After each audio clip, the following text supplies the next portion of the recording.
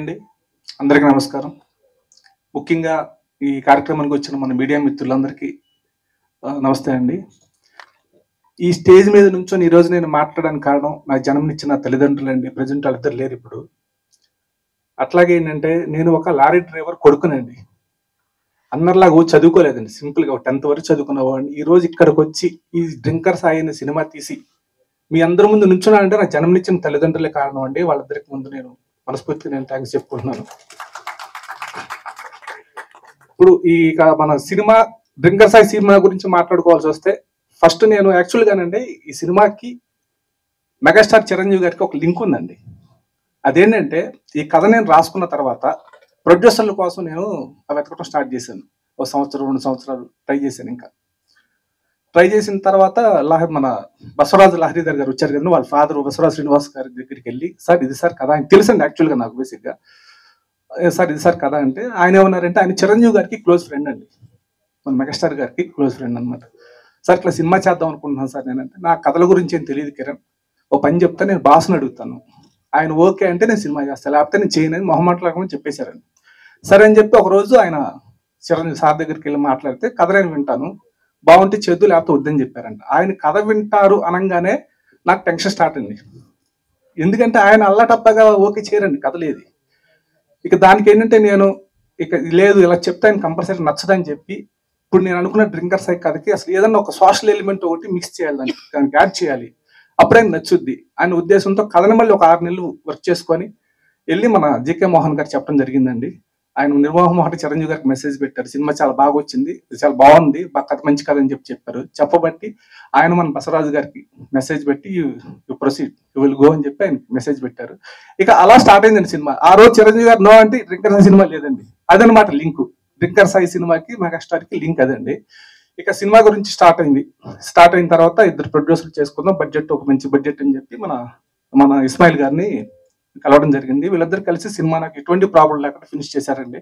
Cinema కూడా మంచి output వచ్చింది.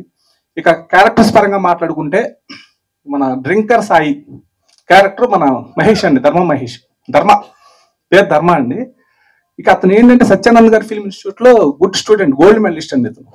ఈ రోజు సత్యానంద్ గారి దగ్గరికి వెళ్ళి అడిగినా సరే ఎవరు బెస్ట్ స్టూడెంట్స్ అంటే ప్రభాస్ గారి పేరు చెప్తారు, నెక్స్ట్ మన ధర్మ పేరు చెప్తారు. అంత డెప్త్ ఉంది ఆయన దగ్గర. సరే నేను అట్లా సెలెక్ట్ చేసుకున్న తర్వాత ఎంత డెడికేషన్ అంటే క్యారెక్టర్ పరంగా అసలు 24 గంటలు అది ఎప్పుడు డిస్కస్ చేసిన ఇదేనండి. సార్ ఇప్పుడు అలా చేద్దాం ఇలా చేద్దాం సార్, మీరు చూపించండి, డెఫినెట్ గా బాగుంటుంది సార్, ఇది బాగాలేదు సార్, ఫుల్ గా అసలు డిస్కషన్ చేసి క్యారెక్టర్ లీనమైపోయాడు. ప్రజెంట్ ఇప్పుడు కూడా అలాగే ఉంటాడు అతను. సినిమా రిలీజ్ అయ్యే వరకు డ్రింకర్ సాయిగానే ఉంటాడు ఇతను. అలా ఇతను క్యారెక్టర్. నెక్స్ట్ ఈ అమ్మాయి ఐశ్వర్య అండి. ఐశ్వర్య వచ్చేసి అమ్మాయి జమ్మూ కాశ్మీర్ అమ్మాయి అండి. అమ్మాయి తెలుగు రాదు, కాకపోతే చాలా మంది ట్రై చేసి నేను చివరికి ఏంటంటే ఈ అమ్మాయి ఫేస్ కట్ చూసి నాకు ఖచ్చితంగా నా బాగీ క్యారెక్టర్కి సెట్ అవుతున్న ఉద్దేశంతో ఈ అమ్మాయిని పిలిచి ఆడిషన్ చేశాను. తెలుగు రాకపోయినా చేయగలుగుద్దని నమ్మకం నాకు వచ్చిందండి. ఆ రోజు మొదలు అమ్మాయితో ఆడిషన్ చేయించుకొని చక్కగా నీట్గా చేసుకున్నాం. ఇక మిగతా ఆర్టిస్టులు సీత అండి, మన సీత. ఈ అమ్మాయితో ముందు క్యారెక్టర్ చేసినా సరే ఫుల్ అంటే నేను సీతతో చూడగానే అమ్మాయి యాక్టింగ్ చూసి, ఒకప్పుడు శ్రీలక్ష్మి గారు ఉండేవాళ్ళు సీత కామెడీగా, ఆ కమెడియన్ గా నువ్వు పర్ఫెక్ట్ సెట్ అవుతాను, ఆ ప్లేస్ కూడా ఖాళీగా ఉందని చెప్పి అమ్మాయితో మాట్లాడడం జరిగింది. అమ్మాయి కూడా అంత కామెడీ సినిమాలు చేసిందండి అమ్మాయి క్యారెక్టర్. అట్లా నెక్స్ట్ మన రాజేష్ గాని, వినయ్ గాని, ఇట్లా మొత్తం మిగతా వాళ్ళు అందరూ బాగా కొత్త కూరలు తీసుకున్నాం సార్. అంటే పెద్ద ఆర్టిస్టులు మనం ఏం చేస్తాం, వాళ్ళతో మనం అంటే డేట్స్ ఉండవు, మనకి ఎప్పుడు ఫినిష్ అవుతుందో తెలియదు సినిమా, మనం అనుకున్న దాని ప్రకారం వెళ్దు. కాబట్టి ఏంటంటే కొత్త వాళ్ళు పెట్టుకుంటే సేఫ్ గా ఉంటామని చెబితే మంచి వాళ్ళలోనే బాగా చేసే వాళ్ళందరినీ తీసుకొచ్చుకొని శుభ్రంగా క్యారెక్టర్స్ అన్ని చెప్పుకొని నీట్గా చేయించుకుంటామండి. ఫైనల్ గా అయితే సినిమా అంటే అంటారు కదా సార్, చిన్న సినిమా అనేసరికి అందరికి చిన్న చూపు ఉంటుంది. యాక్చువల్గా ఆడు సినిమా వచ్చి థియేటర్ లో రిలీజ్ అయ్యి పెద్ద హిట్ అయితే తప్ప మా మొక్కలు ఎవరు చూడు సార్, ఆ విషయం నాకు తెలుసు. కానీ ఏంటంటే మీడియా సోదరులు మీరు సపోర్ట్ చేస్తే మాత్రం సినిమా పెద్ద రేంజ్ లో తీసుకెళ్తారు, అది నాకు తెలుసండి. ఎందుకంటే నేను స్టార్టింగ్ లోనే సినీ స్టార్ ప్రభు గారి దగ్గర నుంచి నేను ఆయనతో తిరిగినాను. మీడియా వాళ్ళు చాలా మంది నాకు తెలుసు, మన వీరబాబు కానీ చాలా మంది, మన శ్రీనివాస్ గారు కానీ అట్లా అందరూ తెలుసండి. నాకు ఎలా అనుకుంటారు నాకు తెలుసు కాబట్టి చెప్తున్నా.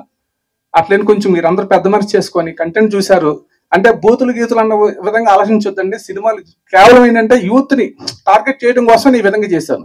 కానీ సినిమాలో మాత్రం నెంబర్ 1 విషయం ఉంటుందండి, లేకపోతే ఆయన ఓకే చేయడు పెద్ద ఆయన, అది మాత్రం డెఫినెట్ గా. ఇప్పుడు ఒకవేళ ఏమైనా నెగిటివ్ గా నా మీద ఉన్నా సరే రేపు సినిమా అయిన తర్వాత డెఫినెట్ గా అందరూ మంచి సినిమా తీసామని చెప్పి మీరందరూ మెచ్చుకుంటారు సార్, ఆ నమ్మకం నాకు ఉంది. మీడియా మిత్రులుగా మాట్లాడుతున్నాను సార్ నేను. డెఫినెట్ గా నన్ను మెచ్చుకుంటారు, ఆ నమ్మకం ఉంది నాకు. బిజినెస్ కూడా మాక్సిమం క్లోజ్ అయిపోయింది సార్ నాది. అది సార్ విషయం. ఇంకోటి ఏంటంటే ఇప్పుడు ఈ ఈ ఈవెంట్ చేసినటువంటి మన శ్రేయస్ మీడియా వాళ్ళకి, అట్లాగే మన యాంకర్ మంజుష గారికి, అట్లాగే నా ప్రొడ్యూసర్స్, వీళ్ళిద్దరూ లేకపోతే ఈ సినిమా లేదు సార్, ఈ ఈవెంట్ కూడా లేదు సార్. వాళ్ళిద్దరికి నేను మనస్ఫూర్తిగా నేను థ్యాంక్స్ చెప్పుకుంటున్నానండి.